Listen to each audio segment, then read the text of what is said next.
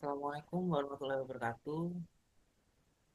Yang terhormat kepada Pak Fian Ahmad Saputra selaku dosen pengampu mata kuliah Digital Business kelas D012. Di sini perkenalkan nama saya Ilham Safian dengan NPM 2201 2010 031. Di sini saya akan menjelaskan materi tentang e-marketing sebagai tugas tambahan untuk ETS. Sebagai informasi di sini untuk slide per slide dari PPT saya akan berisi tentang banyak sekali materi dikarenakan mungkin apabila nanti penjelasan saya masih kurang jelas, mungkin bisa bersumber pada slide yang berisikan materi di mana tersebut akan disampaikan materi secara runtut dan isi pokok-pokok dari materi yang ingin saya sampaikan. Baik, di sini eh, langsung kepada materi inti. E-marketing. Di sini materi presentasi yang akan saya sampaikan ada 4 topik, yaitu yang pertama adalah pengertian keuntungan digital marketing, lalu yang kedua ada jenis-jenis saluran digital marketing, lalu yang ketiga ada jenis strategi digital bisnis, dan yang keempat ada digital marketing plan. Di sini pengertian digital marketing. Digital marketing atau e-marketing adalah model pemasaran yang menggunakan teknologi digital atau internet untuk mempromosikan produk atau layanan kepada audiens target. Beberapa dengan pemasaran tradisional yang masih mengandalkan media cetak atau televisi, digital seperti memanfaatkan berbagai digital marketing lebih menekankan kepada memanfaatkan berbagai platform seperti situs web, media sosial, email, mesin pencarian, iklan digital untuk mencapai tujuan bisnis seperti meningkatkan penjualan, membangun kesadaran merek, atau memperkuat hubungan dengan pelanggan. Selanjutnya di sini ada kelebihan digital marketing. Di sini kelebihan digital marketing itu ada 5 kurang lebih yang sangat konvensional. Yang pertama itu adalah kecepatan penyebaran. Seperti yang kita ketahui dengan media atau dengan media digital yang ada saat ini, penyebaran sebuah informasi akan sangat cepat dan di sini sangat mengunggulkan kita dalam melakukan digital marketing. Selanjutnya yang kedua adalah kemudahan evaluasi, karena dengan menggunakan digital marketing kita bisa membuat berbagai simulasi tentang bagaimana penjualannya, gimana tentang analisis datanya, bagaimana tentang bentuk dari citranya dan lain-lain sebagainya. Terus yang ketiga ada jangkauan lebih luas. Ya, karena dengan digital marketing kita bisa menjangkau pasar dari dalam negeri ataupun luar negeri, baik dalam lokal ataupun di lingkungan yang lebih luas lagi. Jadi kita bisa menjangkau seluruh dunia, baik dengan geografi yang sangat sulit pun, yang penting kita dapat terkoneksi dengan internet satu sama lain. Yang keempat yaitu adalah murah dan efektif. Karena dibandingkan pemasaran tradisional, digital marketing jauh lebih murah dan sangat efektif. Selanjutnya yang kelima ada membangun nama brand. Digital marketing membantu kita untuk membangun nama brand dengan baik karena kita eksis di dunia maya dengan keberadaan brand, dan ini sangat penting karena orang akan melakukan pencarian online sebelum memberi produk kita. Selanjutnya saluran e-marketing.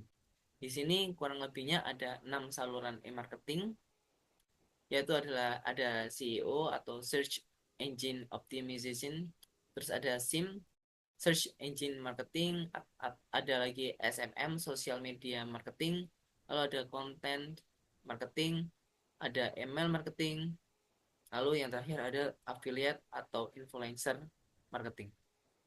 Kita akan bahas satu-satu, yaitu untuk menentukan jenis dan strategi saluran e-marketing.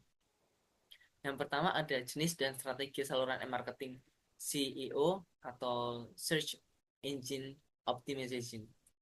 Di sini SEO atau Search Engine Optimization adalah teknik digital marketing yang bertujuan untuk meningkatkan visitabilitas situs web dari hasil pencarian organik mesin pencari seperti Google, Bing, atau Yahoo.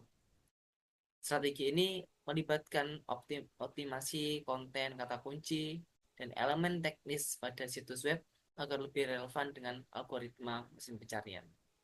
Jadi, pada intinya SIM ini bekerja sama dengan merekomendasikan hasil pencarian yang paling relevan yang nantinya akan diangkat ke paling atas agar para pencari itu mudah dan mendapatkan rekomendasi sesuai dengan apa yang mereka inginkan. Strategi SEO ini utamanya yaitu adalah ada eh, empat kurang lebih, yaitu adalah on page SEO, mengoptimalkan elemen dalam situs web seperti meta deskripsi, tag, heading, dan internal link. Itu selanjutnya ada off page SEO, membangun backlink berkualitas untuk meningkatkan otoritas domain.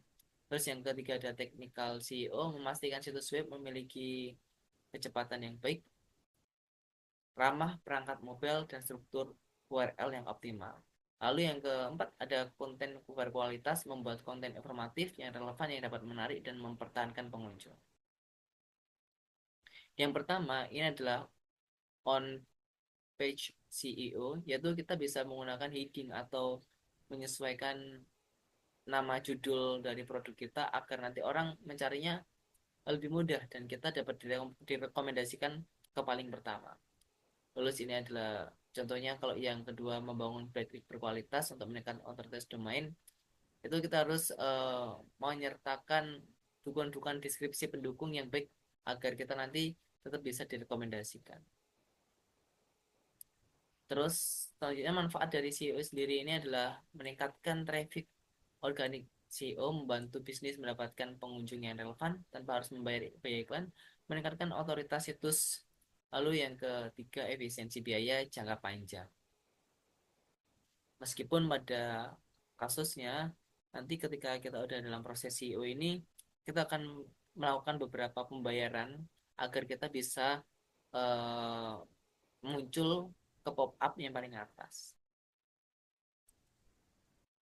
Soalnya di sini ada jenis dan strategi saluran marketing SIM atau search engine marketing. Di sini adalah strategi pemasaran berbayar yang menggunakan iklan di mesin pencarian untuk meningkatkan visibilitas dan menjangkau audiens dengan lebih cepat. Salah satu contohnya penerapan SIM adalah Google Ads, di mana iklan bisnis ditampilkan di bagian atas pencarian. Terus eh, di mana maaf terus di paling atas berdasarkan kata kunci tertentu.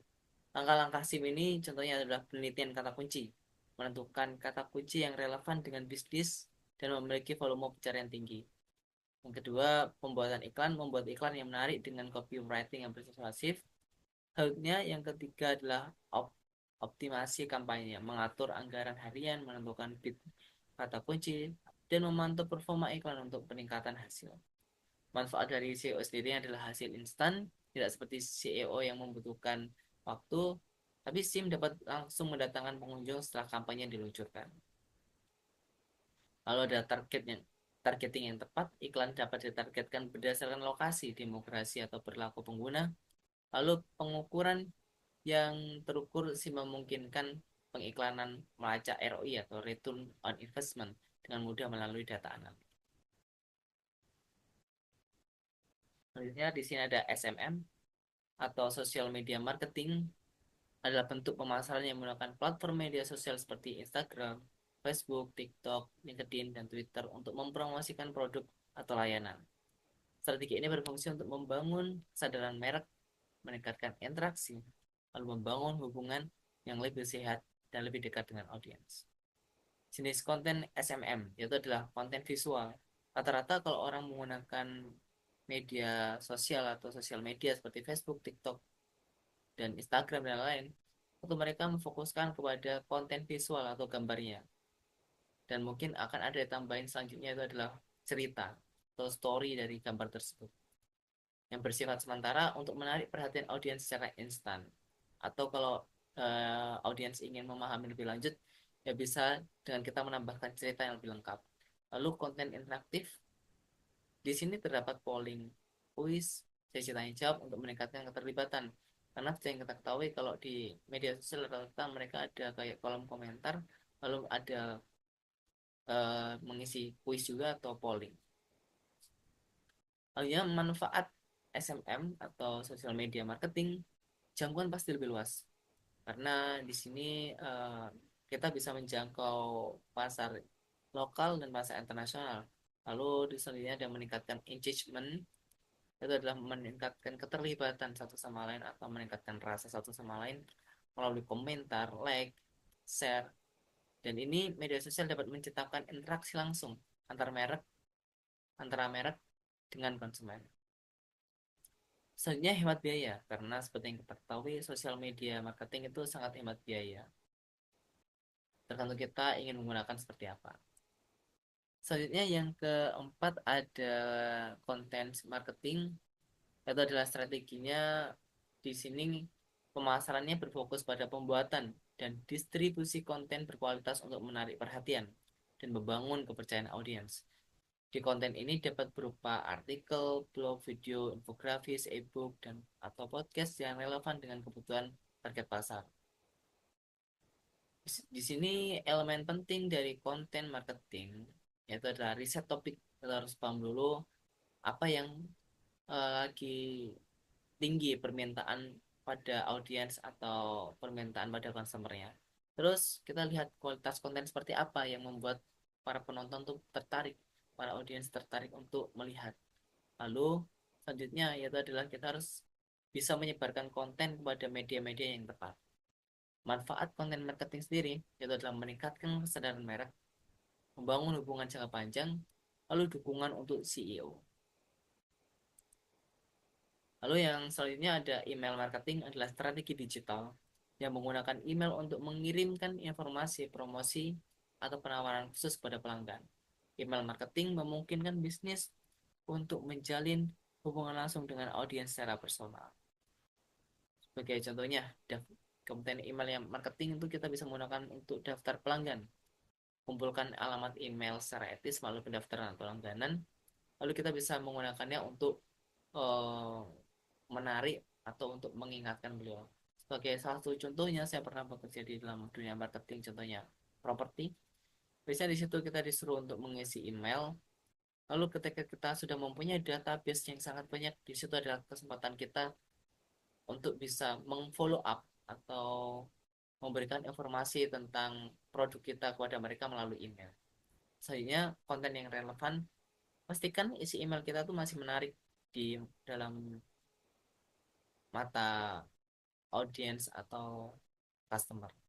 Selanjutnya ada CTE atau call to action, tambahkan email elemen ajakan yang mendorong penerima untuk mengambil tindakan tertentu seperti membeli atau mengunjungi situs produk kita. Manfaat email marketing, biaya rendah sudah pasti, personalisasi, pasti personalisasi karena kita merasa sangat dekat. Lalu yang selanjutnya itu ada efisiensi tinggi, yang dimana kita memungkinkan penyampaian pesan kepada banyak orang secara serentak. Selanjutnya ada affiliate atau influencer marketing.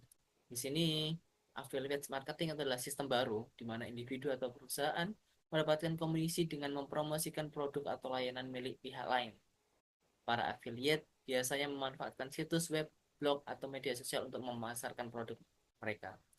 Di sini rata-rata orang yang affiliate mereka mempromosikan lewat promosi video. Karena dengan promosi video, para audiens akan bisa uh, menggambarkan bagaimana produk realnya sehingga mereka akan lebih tertarik gitu. Dan disinilah affiliate sangat bermanfaat sekali, yaitu adalah hemat biaya, memperluas jangkauan pasar, lalu efektivitas tinggi. Karena sebagai tahu banyak juga konten kreator yang melakukan affiliate ini dengan biasanya menyertakan link di bio profil mereka. Selanjutnya kita bisa menggunakan influencer marketing, yaitu melibatkan kolaborasi dengan influencer atau individu yang memiliki basis pengikut yang besar di media sosial untuk mempromosikan produk atau layanan. influencer memiliki pengaruh yang signifikan terhadap keputusan pembelian pengikutan mereka. Karena di sini influencer memiliki hubungan sangat dekat karena dia membangun trust antara pengikutnya sehingga mereka akan menyukai para influencer itu dan akan memfollow influencer tersebut. Itu adalah meningkatkan kesadaran merek. Yang kedua, yang ketiga, efisiensi waktu. Selanjutnya di sini ada tambah lagi yaitu adalah terakhir pay per click atau model iklan berbayar di mana pengiklan hanya membayar ketika iklan mereka diklik oleh pengguna. Contohnya adalah iklan Google Ads atau Facebook Ads. Manfaat PPC hasil instan pasti. Kontrol penuh dan pengukuran mudah. Biasanya nih contohnya adalah di YouTube atau di Google yang biasanya kalau ada pop-up ketika lebih sering ditekan berarti itu akan semakin sering menguntungkan bagi si perusahaan. Selanjutnya di sini kita masuk ke dalam digital marketing plan dengan metode SOSTAK. Di sini sesuai dengan materi yang Bapak sampaikan, SOSTAK marketing planning model di sini dibagi menjadi 6 variabel, yaitu adalah variabel S, SOSTAK. S pertama yaitu adalah situation analysis atau menganalisis situasi. Yang kedua ada objektif, yang ketiga ada strategi, yang keempat ada tactics, yang kelima ada action, yang keenam ada control. SOSTAK sendiri atau SOSTAK memiliki diagram yang kurang lebih seperti ini. Jadi sebenarnya mereka ini saling keterkaitan satu sama lain, tetapi alurnya, rule-nya itu dimulai dari situasi analisis dulu, yaitu dengan menggunakan seperti tersebut, menggunakan SWOT, customer analysis, kompetitor analysis, kompetensi analysis, dan KPA dan 5S. Selanjutnya setelah kita situasi analis, kita lanjut ke objektif. Objektif itu ya kita menyesuaikan dengan misi visi, KPIs, dan lalu menggunakan 5S tadi tersebut. Lalu setelah kita objektif, kita harus melihat ke strategi, menggunakan top side dan strategi-strategi lainnya. Lalu lanjut ke tactics, lalu lanjut ke action, lalu lanjut ke control. Di kontrol sendiri ini ada 3 arah panah, yaitu mengarah ke objektif, mengarah ke strategi, dan mengarah ke taktik. Jadi saya ketahui bahwa kontrol mengambil alih atau dia juga termasuk ikut andil dalam proses pembuatan objektif, strategi, dan taktik itu sendiri. Selanjutnya kita akan bedah satu persatu bagaimana apa saja yang dibahas dari setiap variabel ini. Pertama ada variabel situasi analisis. Sini adalah langkah pertama dalam perencanaan pemasaran yang bertujuan untuk memahami kondisi pasar, persaingan, pelanggan, serta kekuatan dan kelemahan perusahaan. Di sini kita menggunakan analisis SWOT, menganalisis kekuatan, kelemahan, peluang, dan ancaman, lalu memanfaatkan untuk meraih peluang dan untuk memperbaiki kelemahan yang ada. Lalu kita menggunakan analisis pelanggan dengan melibatkan siapa pelanggan, mengapa mereka harus membeli produk kita, dan bagaimana kita bisa berinteraksi dengan mereka. Lalu analisis pesaing, kita harus menganalisis bagaimana produk serupa dan bagaimana alternatif yang ada dan lain-lain sebagainya. Lalu yang keempat, kita bisa menggunakan analisis kompetensi, menilai kemampuan internal perusahaan. Sumber daya apa yang dipunyai, teknologi apa yang dipunyai, kemampuan inovasi untuk bersaing sudah ada di tahap mana. Di sini sebagai pertimbangan kita untuk memahami seberapa jauh kita akan bisa berjalan dengan target-target yang sudah ditetapkan. Lalu yang kelima ada tren pasar, mencakup analisis tren ekonomi, sosial, teknologi, dan regulasi yang sudah pastinya nanti akan berpengaruh atau mempengaruhi industri dan peluang pasar kita. Selanjutnya di bagian kinerja ada hasil yang diukur melalui KPI untuk mengevaluasi pencapaian tujuan bisnis, dan 5S, Sell, Serve, Sales, Speak, Save untuk menilai efektivitas pemasaran yang ada. Selanjutnya objektif. Di sini adalah langkah kedua dalam model SOSTAK untuk menetapkan tujuan pemasaran yang jelas terukur untuk memastikan keberhasilan kampanye. Misi dan visinya kita harus juga menentukan bagaimana KPI-nya yang ada. Lalu 5S, di sini ada sell, serve, sizzle, speak, save. Sell itu adalah kita harus melihat dulu target akuisisi atau retensi pelanggan. Lalu serve, kita harus melihat kepuasan pelanggan dan mengukur kepuasan dan loyalitas pelanggan. Sizzle, kita harus menyediakan nilai tambah apa yang membuat produk kita jadi beda dengan yang lain. Terus speak, bagaimana keterlibatan pelanggan. Yang kelima, shift, efisiensi pemasaran yang bisa dilakukan. Saatnya di sini adalah strategi. Strategi adalah langkah ketiga yang merumuskan rencana umum untuk mencapai tujuan pemasaran dengan memanfaatkan sumber daya yang ada. Sebagai fokus utama yang ada, sumber daya yang ada. Kita di sini harus menganalisis dulu menggunakan satu top TOPPP. TOPPP. Site. Itu adalah mengoptimalkan situs web dengan memperhatikan target audiens tepat. T yang pertama adalah target. O adalah optimization, kecepatan dan responsif. P pertama adalah positioning atau posisi merek di pasar. P yang kedua adalah personalization atau pengalaman personal. Yang ke P ketiga adalah performance. Performance. Yaitu adalah pemantauan kinerja. OVP, Online Value Position. Di sini kita harus menentukan audience target kita di pasar online seperti apa. Terus yang ketiga adalah kemitraan dan aliansi strategi. Terus yang keempat kita bisa marketing automation atau menggunakan mengelola marketing secara otomasi untuk mengurangi beban kerja manual. Terus kita juga bisa menggunakan urutan atau credibility before visibility atau membangun kredibilitas tertentu dahulu. Baru kemudian meningkatkan visibilitas merek untuk menciptakan kepercayaan sebelum promosi besar-besaran. Selanjutnya kita bisa mengintegrasikan atau menggabungkan dengan memastikan integrasi yang mulus antar data pelanggan dan proposisi nilai untuk mendukung keputusan pemasaran yang lebih tepat dan personalisasi. Selanjutnya kita harus menggunakan alat taktis, yaitu bisa menggunakan konten marketing ataupun media sosial. Selanjutnya ada engagement atau ladder, itu meningkatkan keterlibatan pelanggan dalam berbagai tingkatan.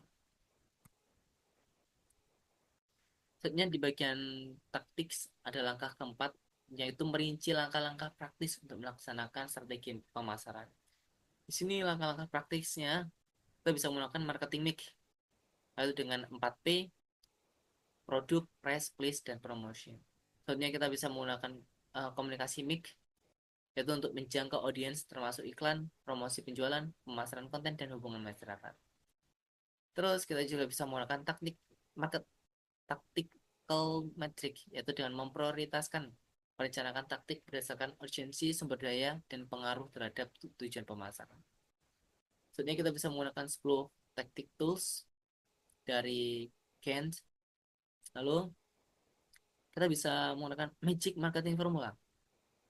Lalu bisa menggunakan rencana kontak, rencana konten, dan kampanye untuk siklus pelanggan. Di sini yang terakhir, yang kelima ada action, yaitu fokus pada eksekusi taktik pemasaran dengan mengelola sumber daya dan memastikan pelanggan pelaksanaan efektif. Yaitu dengan memastikan tanggung jawab struktur, sistem dan proses tepat, terus daftar periksa dan pedoman, yaitu menghasilkan kualitas yang konsisten. Pemasaran internal itu mampu mengkomunikasikan ke seluruh organisasi untuk mendukung dan menyelaraskan. Lalu yang kelima, eksekusi yang sempurna keenam, staf internal versus agensi, yaitu memutuskan untuk melibatkan tim internal atau bekerja dengan agensi eksternal untuk menjalankan taktik pemasaran. Selanjutnya pengelolaan waktu dan sumber daya. Lalu yang kedelapan, monitoring, pengawasan, dan eksekusi. Yang terakhir ada kontrol, di mana ini adalah berfokus pada pemantauan dan evaluasi dan penyesuaian kinerja pemasaran untuk memastikan bahwa tujuan tercapai. Di sini kita harus tahu siapa yang memantau, dia memantau apa dan kapan. Terus kita harus juga menganalisis menggunakan 5S, Sell, Serve, Sizzle, Speak, Save, dan KPI. Dan harus menganalisis itu untuk mengukur bagaimana seberapa besar akuisisi pelanggan, kepuasan pelanggan, dan lain-lain. Yang ketiga ada pengujian kegunaan atau mystery shopping, yaitu melakukan pengujian untuk mengevaluasi pengalaman pelanggan menggunakan produk atau layanan kita. Lalu yang keempat ada survei kepuasan pelanggan atau NPS, Net Promoter Score, yang berfungsi untuk memungkinkan pelanggan merekomendasikan produk atau layanan kita. Yang kelima ada frekuensi pelaporan, itu bisa menggunakan metode pelaporan harian, mingguan, bulanan, atau kuartal. Yang keenam ada proses pelaporan, yaitu menyusun proses yang sistematis dan mengumpulkan menyampaikan data kinerja pemasaran sehingga manajemen dan pemangku kepentingan bisa membuat keputusan yang informasional. Yang terakhir, penyesuaian dan tindak lanjut. Baik, kesimpulan dari presentasi ini, e-marketing itu memiliki cakupan analisis yang sangat-sangat luas dan kompleks sekali. Kita harus paham akan bagaimana cara memanfaatkan strategi yang tepat dengan jenis saluran yang ada saat ini. Dan kita harus mampu untuk merencanakan strategi e-marketing, salah satunya menggunakan strategi Shostak tadi. Untuk bisa menerapkan Shostak, setidaknya kita harus mempunyai basic pemasaran seperti paham 4P, OVP, KPI, 5S, NPS, SWOT, dan masih banyak lagi sebagai indikator untuk setiap variabel Shostak itu tadi. Baik, terima kasih. Kurang lebihnya eh, apabila ada kesalahan kata ataupun kurang lengkap ataupun kesalahan lainnya, saya ucapkan mohon maaf yang sebesar-besarnya. Terima kasih banyak. Wassalamualaikum warahmatullahi wabarakatuh.